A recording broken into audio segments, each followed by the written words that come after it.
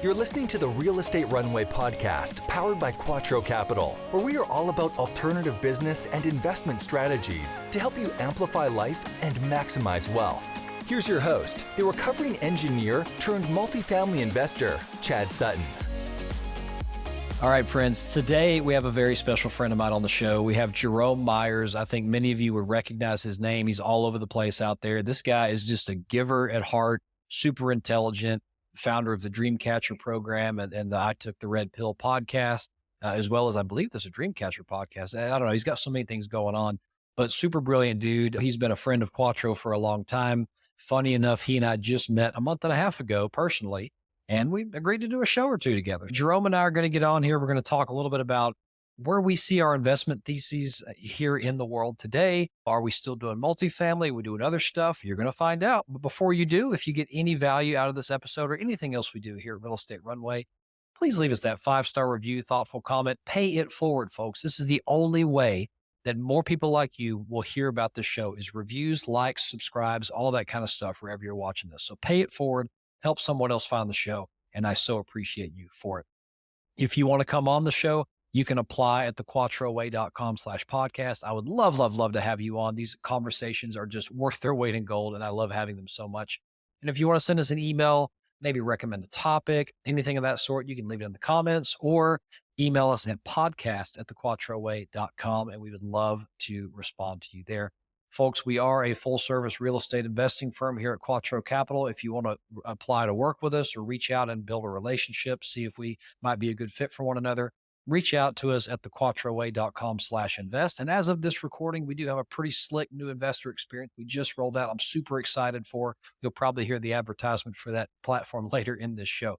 So without further ado, let's get right into the episode for today. Here we go. All right. Real Estate Runway family, welcome to another episode of the Real Estate Runway podcast. This is your captain speaking, taking off for a great lesson in real estate today. Jerome is laughing. I told him not to. He's doing it anyway. But guess what? We have my friend Jerome Myers on the call today. Jerome, what's up, my man? Long time no see.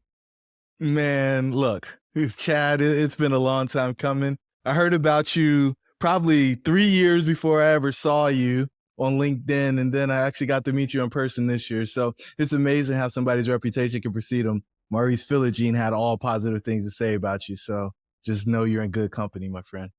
Yeah, man, I appreciate you so much. And we have actually one of our team members is actually a member of all your mastermind stuff. So yeah, we have a ton of interwoven circles, and it's a shame, but it's funny that you and I just met like a month and a half ago. But yeah, man, love everything you're doing. Happy to have you on the show today. And just for those who may be living under a rock and not heard the name Jerome Myers, would you just real quickly kind of give me a little synopsis on yourself, and do mention the podcast and programs you have as well up front? If you guys haven't heard of this guy, you need to. So let's go into that. You're going to make Who this are you, hard man? for me.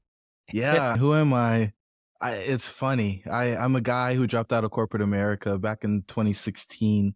I just finished 2-year stint where we went from $0 to $20 million in revenue. The first year we had 175 folks on my team. End of the year, December 24th, I get a phone call from the guy that I reported into. And he said, "Hey man, I made a decision. We're going to cut half the staff." I was like, that's not the right answer. You and I, we've been going back and forth about this thing. That's not what we need to do. We're going to need them. We're going to grow some more next year. He said, "Look, man, I'm not calling to debate and negotiate with you. That's what we're going to do." And I pretty stubborn, Chad. So I kept going back at him. And he said, "Look, man, it's 4:59 on Christmas Eve. I'm going to go spend the rest of the year with my family. I'll talk to you in the new year." And the phone disconnected, and it something in me just started to die and shrivel. Man, this isn't right. Like, these people had one lady on the team who didn't go with her husband on the next deployment, had other people on the team who decided not to take promotions and go to bigger jobs so that they could align with this mission and do something that had never been done before. And somebody who I talked to every other week and saw once a quarter was able to make a phone call and tell me what I was going to do with my team. And I was like, I don't ever want to do this again. But we put Humpty Dumpty back together again, Chad, made another run, another $20 million, another 30% of profit margins. And I knew that I didn't want to ever get that phone call again. I'll never forget standing in front of my team the Tuesday before Thanksgiving and saying, hey, don't spend all your money on Black Friday. I don't know what'll happen between now and the end of the year. I felt all my leadership credibility just ooze out on the floor. So I was carrying somebody else's message, somebody else's mandate. And I was like, man, I can't do this anymore. So I dropped out, tried to buy my first apartment complex. That failed. Walked into a bunch of different banks. I think it was 10 of them. They all told me no, I wasn't qualified. And I said, I'm an engineer and I got Six Sigma certification. And I kept running down the list. They said, yeah, but have you ever bought something of similar size and executed the business plan that you have laid out in this beautiful 54-page presentation you brought to us? I said, no, I don't. And he said, you need to go find a partner. And I didn't know anybody. I knew one millionaire at the time. And I was just shocked that somebody would turn me away. Had some money in the bank, had an 800 credit score. I built a $20 million business. And you're telling me I can't buy $1 million or $1.5 million building and execute a business plan and figure out how to get people to live in it. And so I started fixing and flipping. And then, and only then, did I meet a guy who was interested in buying the same property that I was interested in buying 6 or 7 months earlier. And we eventually partnered on the deal, had a couple of other folks who came in, and the 5 of us bought this first deal for $1.3 million. And we disposed of that last year, Chad. And I think we sold that for 3.6 or something. And it worked out really well, about a 60-month turnaround. And so a lot of people will say, hey, you got to buy the biggest, you got to buy 100 units or more. But we've been able to buy smaller properties and make what some people would consider astronomical returns, considering we're not buying like markets like Salt Lake City or Dallas, Texas, where we saw a big run up. We're buying North Carolina, Greensboro specifically, and Richmond, Virginia. So we've done some things that were counter to the market. We've joint ventured instead of syndicating. And we've enjoyed the ride over the past few years, man. It's been a really educational experience for us. The School of Hard Knocks wasn't kind at all times, but we've been able to weather the storms and get to some exits, which have made us really happy. Man, that School of Hard Knocks, I call it scars and stripes. We've all got them at some point. And man, my heart kind of just, it shuddered right there when you were telling me the call you got on Christmas Eve. It's like my experience with corporate. I had a good experience with corporate. I went through, I made the company a lot of money, had rapid success, all that. But at the end of the day, you're just a number. As soon as you are not useful to the company, you will be replaced, obsolete, one of the two. And that's important for anyone who works for a company or is in a similar position to what Jerome is, that just know that you're not secure. You're only ever 2 weeks away from change. Able to say change. We'll use that word instead of termination. Oh, wow, man. Before we get into the show though, just tell me about Dreamcatchers a little bit and about some of your programs you have as well. As I want to make sure the listeners know who we're talking with here. Yeah, I try to slip on past that one. And so Dreamcatchers is a podcast where we interview people who have exited the matrix. It could be leaving corporate, because there's 8 different exits that we've identified. One is exiting corporate. The one that most people talk about is the 8-figure exit, which is exit number 6. And that's where you build up a company and you sell it for a lot of money and you feel like you won the lottery and you don't ever have to work again. And then on the backside of that, a lot of people buy portfolios. And so what Chad and the folks at Quattro have been doing is they've been buying businesses. They just happen to have real estate attached to them. You build a big old portfolio, a whole lot of cash flow coming in, and then you can exit that thing and in the end get a bigger payday than you would if you built up a single company and sold that. And so we help people figure out how to do those. And then the next level to that, once you become what we consider a magnet in the industry, is the philanthropic angle, which is exit 8, where you build up a foundation and it's endowed. So you don't have to go on the fundraising circuit every year. You figured out how to fund it so that continues to live on past you. There's 8 different exits. A lot of people talk about the first one, which is leaving corporate, or the 6th one, which is getting rid of your company. But we bring people in on the podcast and we have discussions about them in that journey, because I think success leaves clues. And our goal is to help as many people as possible find their freedom, exit the matrix. And if we can get people who have done it to tell their story, and it's not just the HGTV version where everything is all rainbows and unicorns. It is the good, the bad, and the ugly with the expectation that you can learn more from the bad and the ugly than you ever will from the good. And so we do that. We work with some folks who want individualized experience with help with their exits in a number of different fashions. We've got a mastermind. We do some one-on-one work. And the goal there is just to expedite the process. We're trying to collapse timeframes, and we're trying to eliminate some of the unnecessary scars or mistakes that people have when they're early in the process. If you can avoid a level 1 mistake and save that for a level 8 mistake, I think you will be in a much better position and able to bounce back because you didn't ruin whatever was going on before it actually got started. See, it's one thing to do a shameless plug, but what you guys don't know about Jerome is he's the most humble human being on the world. And so when I force him to come back on the mic and do the shameless plug, it's like an extra unshameless plug. So anyway, check it out. It's cool stuff, man. You're doing good stuff in the world. And by the way, for those of you who are watching or watchers of HGTV, it does not cost $1,500 to put a steel beam up and remove a wall in a house. I'm just going to tell you that right now. So don't budget based on, no, ever. It's so much more. So don't ever budget based on HGTV, rainbows and unicorns. So anyway, Jerome, let's get into the podcast material for today. And you and I were kind of bantering at the beginning of the episode. And I never know what I'm going to talk about on these things. I'd like to just get on and see what's up, what's best to talk about.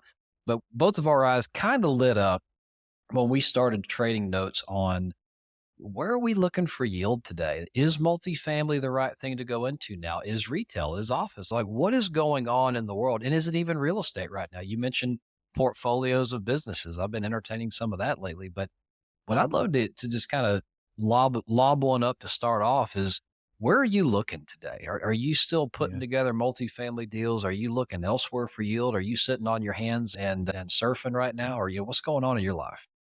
Yeah. So where are we looking? Well, we're looking at things that aren't capital intensive.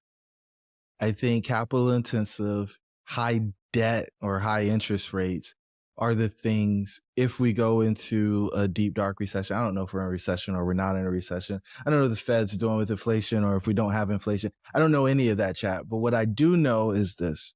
If you get in a space and buyers are uncertain and you've got debt service and they stop buying your service, then there's only one place that debt service goes to get paid, and it's out your pocket.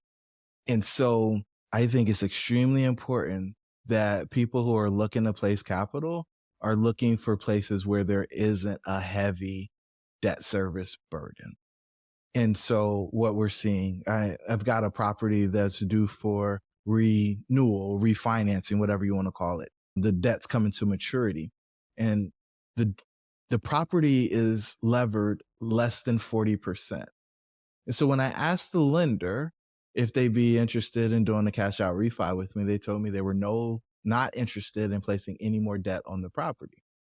And it infuriated me because I don't think it's practical to lever something at 40% and expect to get a reasonable cash on cash return. Now, at the end of the day, we've got a great cost basis. So this actually will work out in our favor.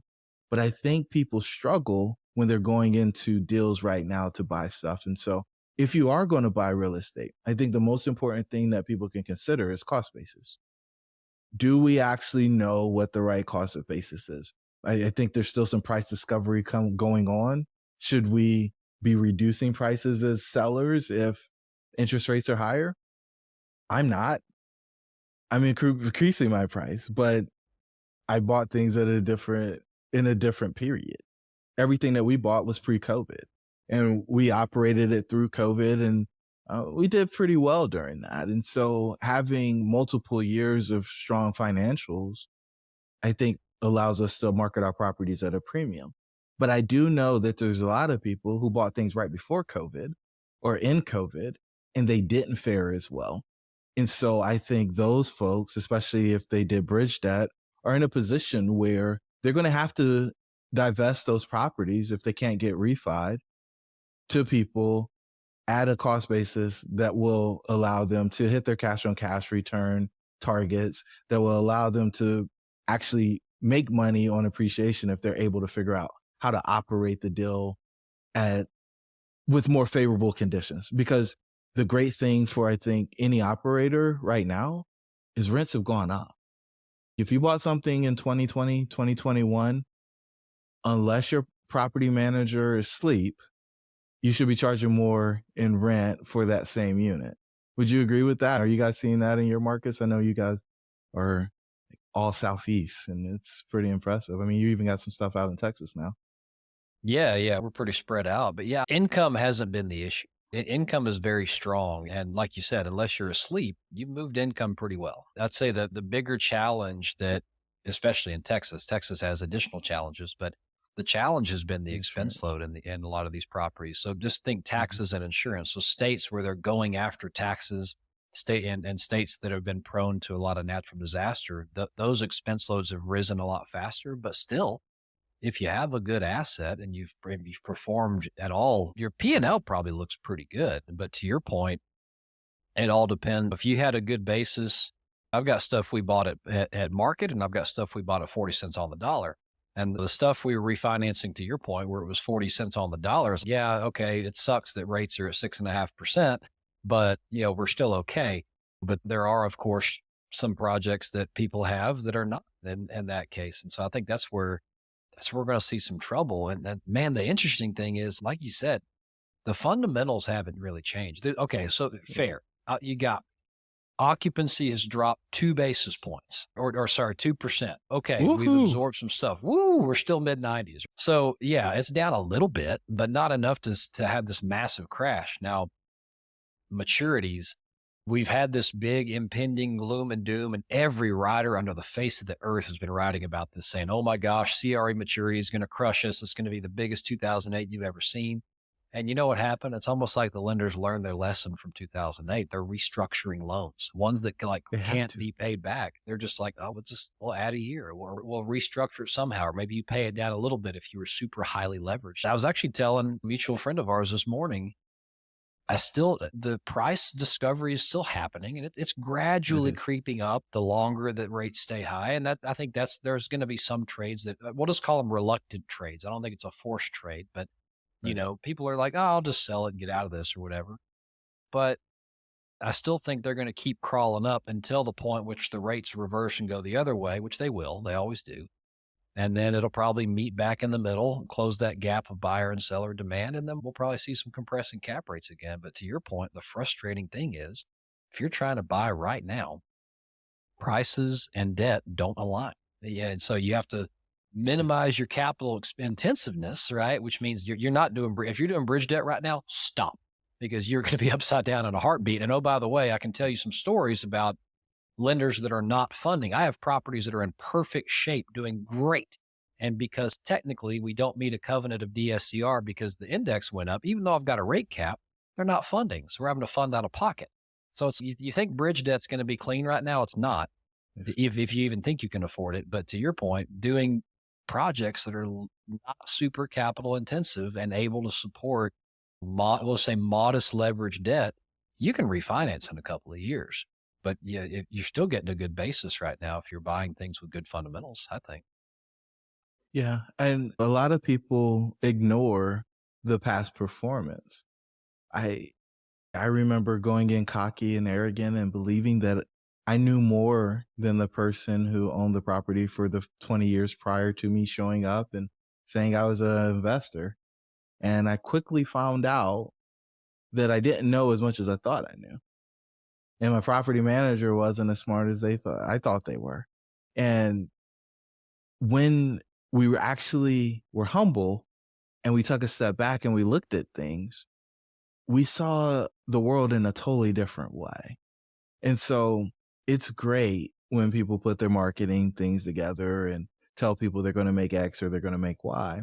It's another thing when you actually peel back the layers and truly understand the business plan and what has to go right in order for them to be successful at that business plan. And I don't think most people actually do the due diligence to understand what it's going to take in order for the people to be successful at the deal that they're putting together.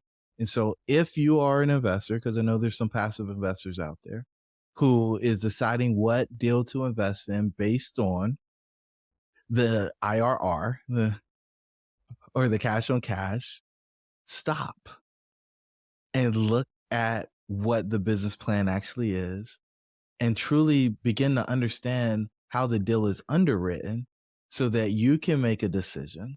Because you're supposed to be sophisticated, right? You're supposed to understand how these things work so that you can make a decision on whether or not it's likely that they're going to have the success that they need to have. And I just see people throwing cash into deals when the cost basis just makes absolutely no sense. And so you're paying too much for the base unit. Then you're throwing $25,000 per unit on top of that into the renovation to get a premium of $200 on the rent. That math just never works in the long term. You're counting on appreciation, you're counting on cap rate compression, and those things will come back and bite you. Nectar understands that raising capital is labor and time intensive, and we exist to solve that problem for you. Nectar provides fast, flexible, cash flow based financing for experienced rental owners and operators.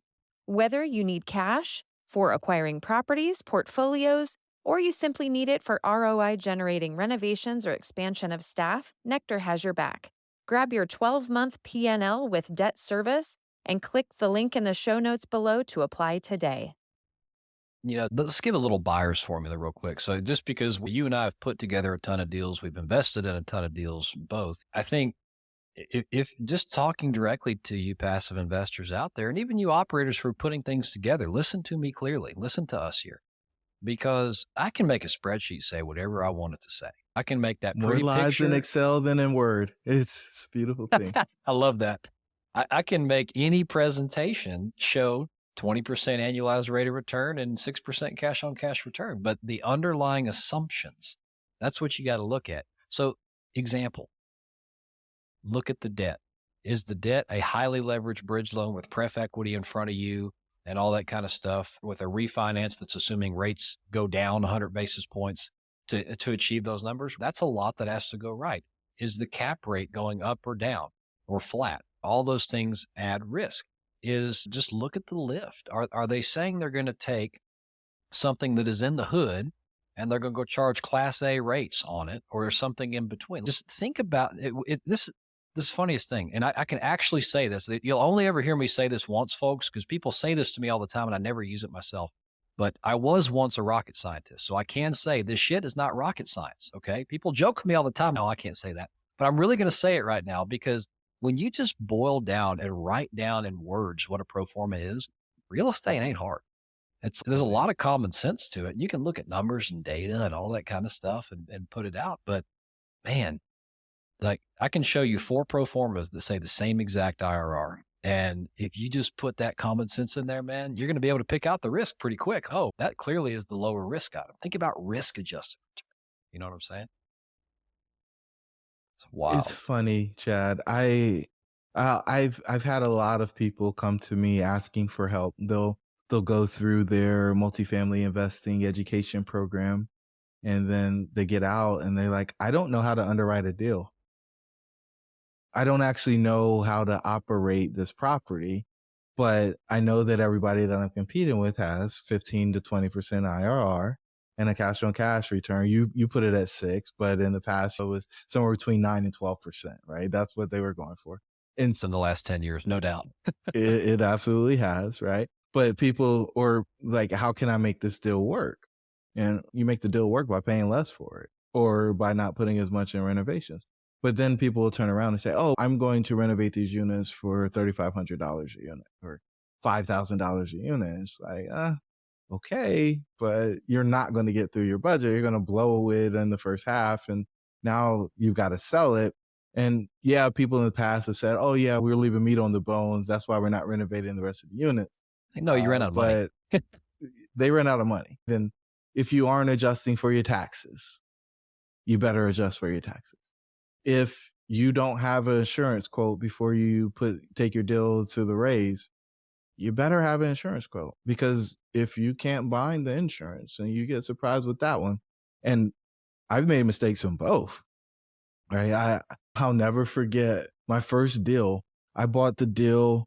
I put taxes at $1,000. None of my partners saw it. The lender never saw it. Taxes were $10,000, Chad, but I had it at $1,000. You can't get that back. I can't earn, like it goes straight against the bottom line. That kills NOI right off the bat. If you aren't certain about your underwriting, you better get somebody to look over your shoulder. And it's probably not your multifamily mentor, because most of them don't really underwrite that well. They're really good at selling you the dream of you're going to be retired in a year or after you do 2 deals.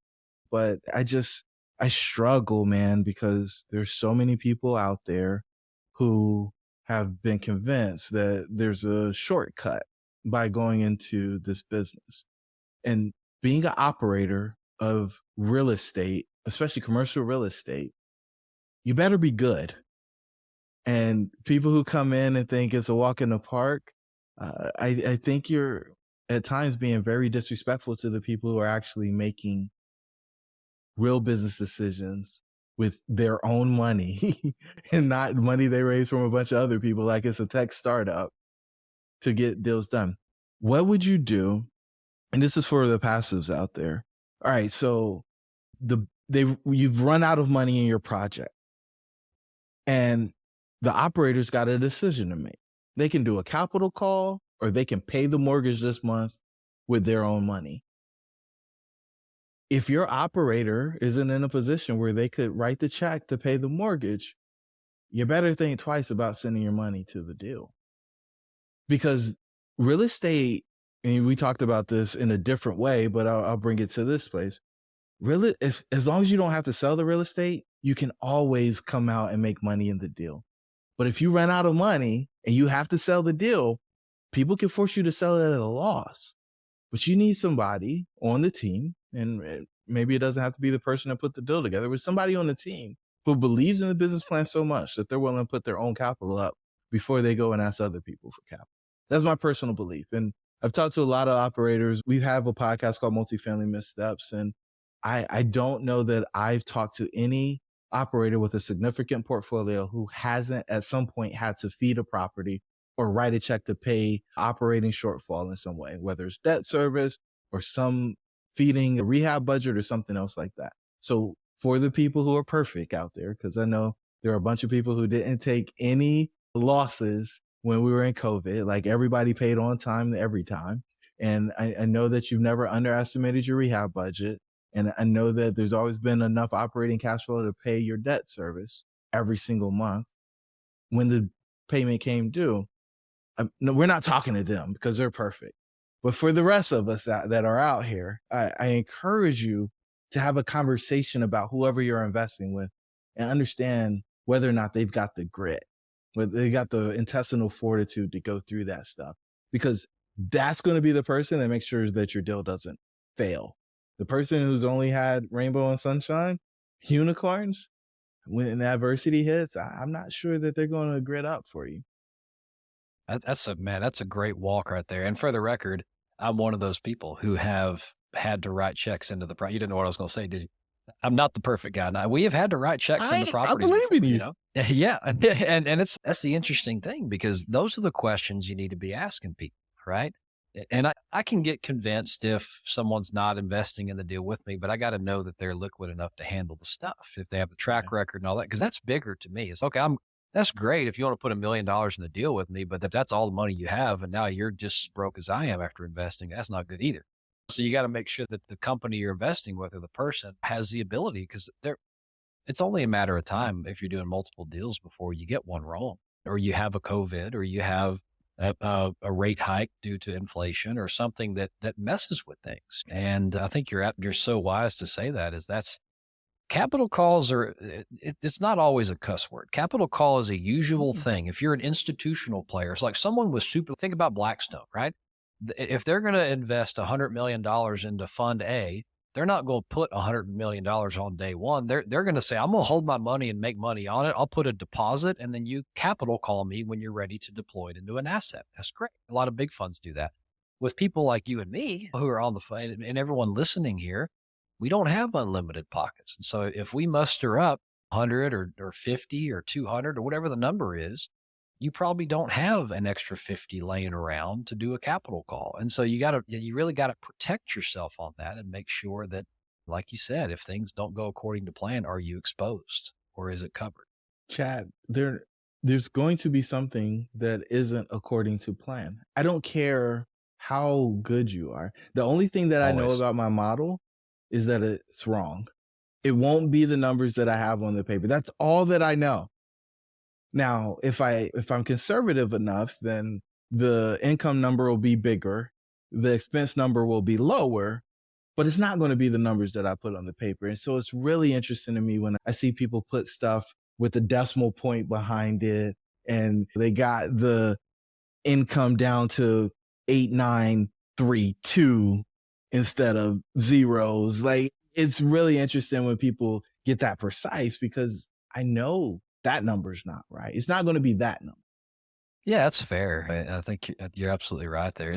And you're an engineer too at some point. All models are wrong and some models are useful. I used to do a nerd alert coming through, right? I told you I used to be a rocket scientist. I used to do computational fluid dynamics, CFD models. It was like the pretty colorful models you see with air going over stuff.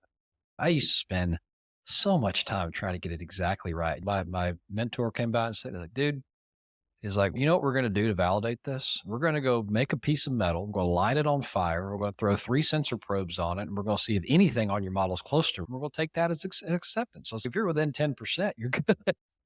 But you can't predict this thing. It's a good guiding light. It's a good way to think about the thing and get your thoughts formulated. But you're absolutely right. So, well, final thought before we go to the Quattro questions.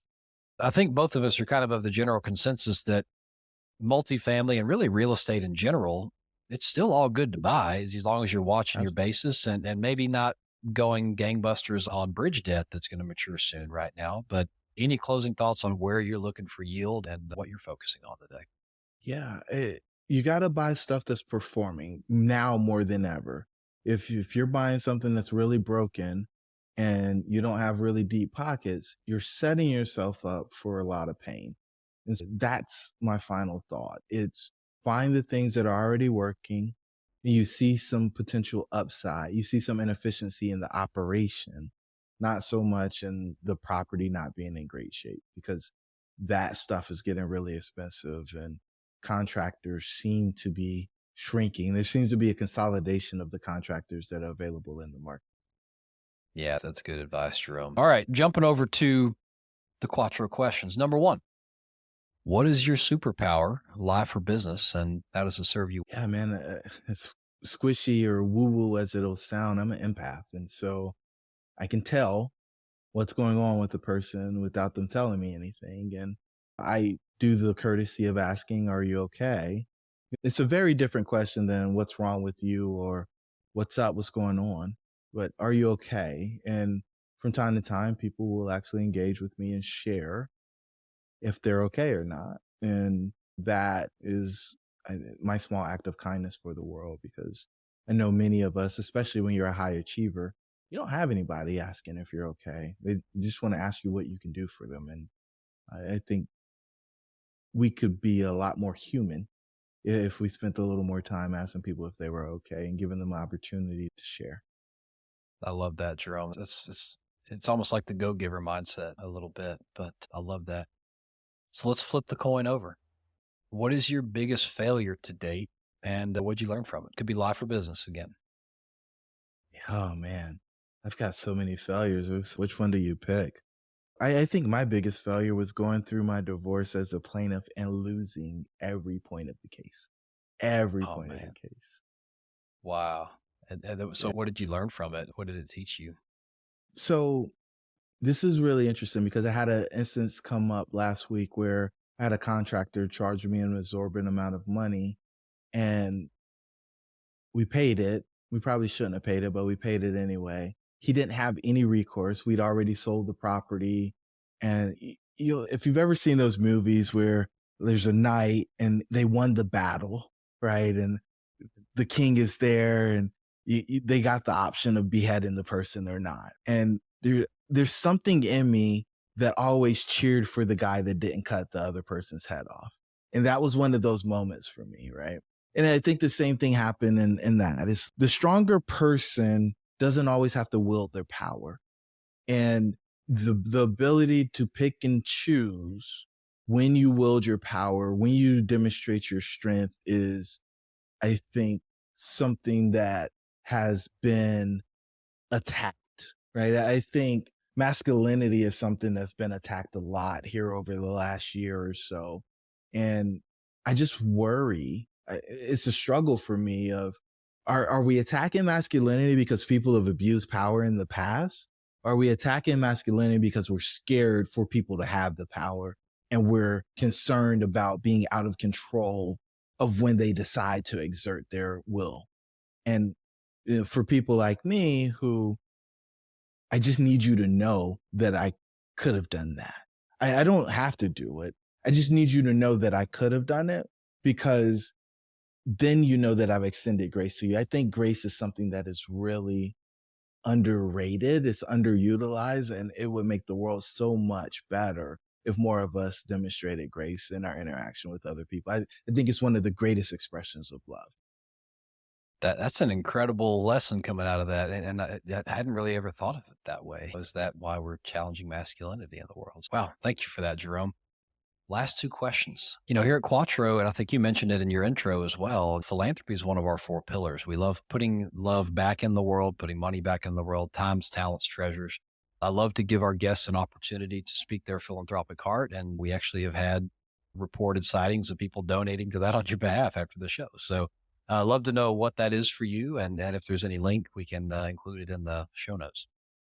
Yeah, so back in 2007, we made a donation to my alma mater, and it allowed us to create a full engineering scholarship for students at North Carolina Agricultural and Technical State University.